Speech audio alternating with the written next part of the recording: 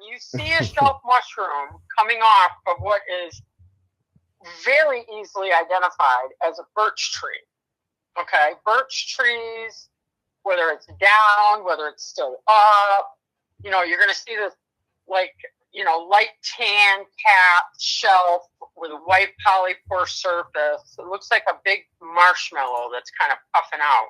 And you're going to see that, and that is Ometopsis betulina, a.k.a. the Birch Polypore. Interesting to know about the Birch Polypore. When they found the Iceman, everybody will remember they found a Neanderthal that was buried in ice a few years back. He had a lanyard. On that lanyard was Birch Polypore. Really? Yep. You know why? Enlighten Come me. on. I mean, I think I know because you kind of told me earlier, but because Neanderthals used to eat wild game and stuff like that. Wild game can have I know, right? They didn't have McDonald's. I wish I could live like that. That'd be great.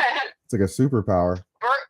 Birch Polypore is an excellent way to clean out your gut. That's why. And so, all these parasite cleanses out there and all this Ivor and people don't do that. It's ivermectin, the veterinary paste that you can get at Tractor Supply and all those kind of places, and you can buy online. They're finding a lot of them are counterfeit on Amazon, number one.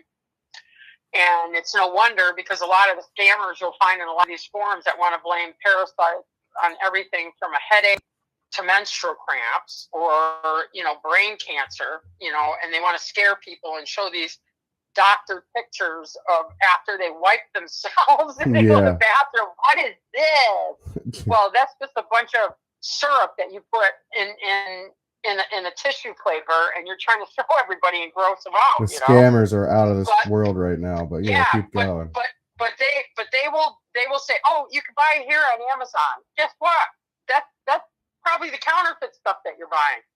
And the thing is with the Ivor, I believe it has a place if it's bought from reputable places and it's made for human consumption. But know this, it is synthesized and it's owned by Big Pharma. There you go.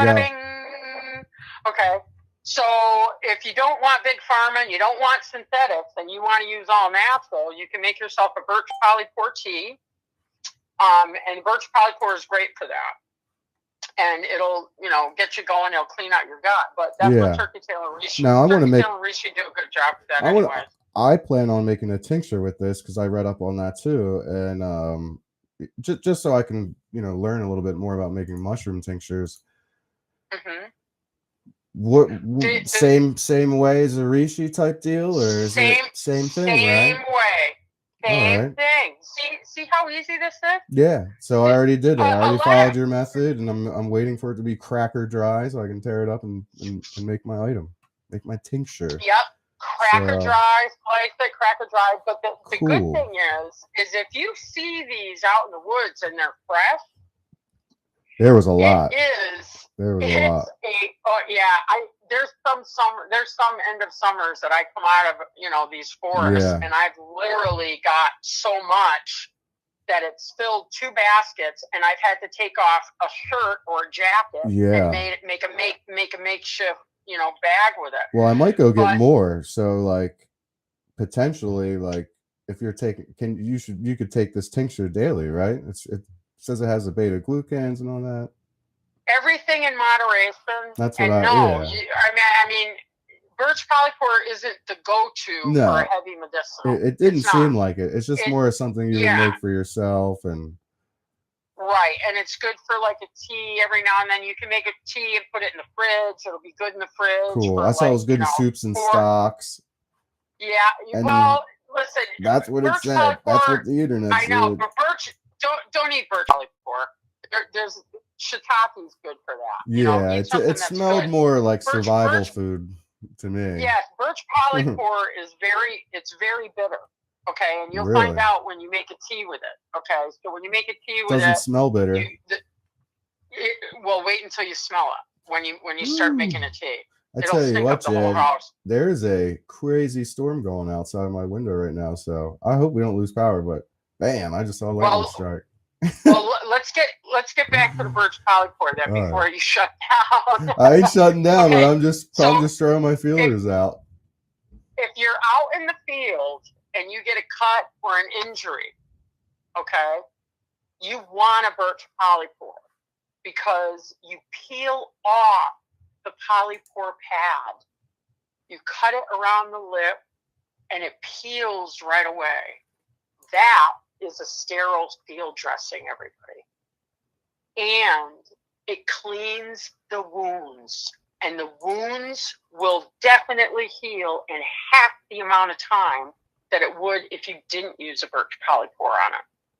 You use it just like you would a Band-Aid / plaster. Yeah, you know, it almost replicates a Band-Aid. Like It when you does. touch when you touch this area and feel it, if it has a texture of that, like it could absorb some. It's nice. It's like Yeah. nice and mushy. But when you peel the pad off, the inside surface is what the sterile field is. Okay, so Yeah. the inside surface is what is going to go down on your cut. You could put it in place using tape. If it's a big cut, duct tape. If it's your finger or someplace on your hand, you can then cover that with a Band-Aid.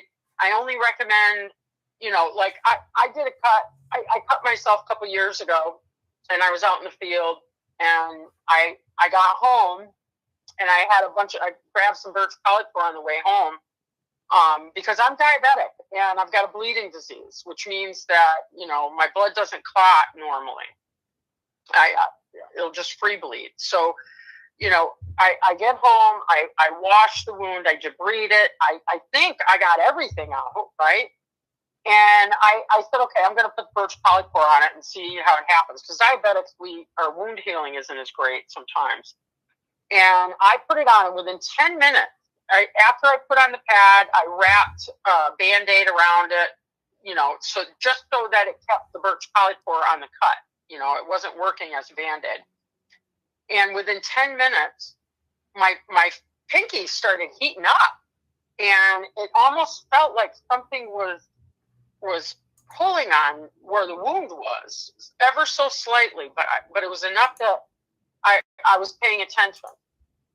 And after the 10-minute mark, it stayed really hot for like maybe another 20 minutes after that. And my finger even looked a little red. And it calmed down. It wasn't as hot. And I said, okay, I don't know what's going on. I went to bed. The next morning I woke up and I took off the Band-Aid and I peeled the Birch Polypore off. And there was an exact imprint of my cut. And on where the cut was, there was also specks of dirt. Wow, pulled everything out. That Birch Polypore pulled it all out, and my wound healed in literally half the time it normally would have. Now, what about bee sting that I received last week? Something like that might help? No, that's more for plantain type thing. Yeah, you had an allergic reaction. You need to get the